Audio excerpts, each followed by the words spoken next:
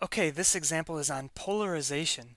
The electric field intensity in polystyrene, which has a relative permittivity of 2.55, filling the space between two infinite parallel plates, is 10 kilovolts per meter. Suppose the plates are both parallel to the YZ plane, with the positive plate located at x equals 0 and the negative plate at x equals 1.5 millimeters. Calculate, and then I've got A, B, and C. A is going to be the electric flux density, B is the polarization, and C is the potential difference, the voltage between the two plates. All right, let's get started. So we'll start naturally with A. Now I don't have a figure drawn here, and I think the description is pretty self-explanatory. But I do want to note that since the positive plate is at x equals 0 and the negative plate is at x equals 1.5 millimeters, the electric field will be pointed down the x-axis, the positive x-axis, from positive to negative. So that means that the electric field, okay, is only going to have an x component, and it is 10 AX, right? And that would be kilovolts per meter. Now, given that, then we can calculate the electric flux density, right, by D is equal to epsilon 0, the constant, times the relative permittivity times the electric field. Okay, so we just plug in our numbers. We've got the permittivity of free space, 8.854 times 10 to the minus 12, should be a 4, times 10 to the minus 12, times 2.55 for polystyrene, and then times that 10 AX, right? And so this is, we're going to pick up a kilo here because I'm leaving this as 10, not 10,000. And so this gives us 225. So I guess if you were to plug in, just keep this in mind that this top part is in kilo coulombs per square meter, right? Kilo from the electric field. But then if you do all the conversion, you get 225 AX, right? Nanocoulombs per square meter. No big deal there.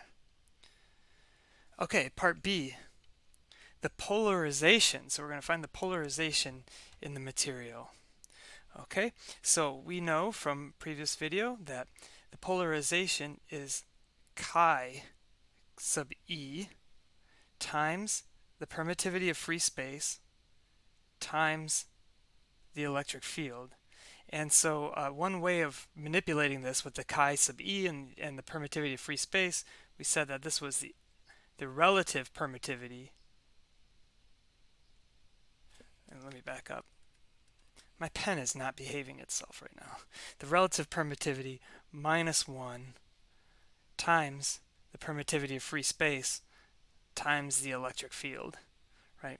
And so we just, this is a straight up plug and chug type question. So we plug in our 2.55, and so minus 1 is 1.55 times the permittivity of free space, which is 8.854 times 10 to the minus 12. 8.854 times 10 to the minus 12 times, again, 10 AX. And remember that's in kilo coulombs per square meter. And so when we do all of the, when we take care of the prefixes and so forth, and the exponentials on the tens, we get 137 AX nanocoulombs per square meter.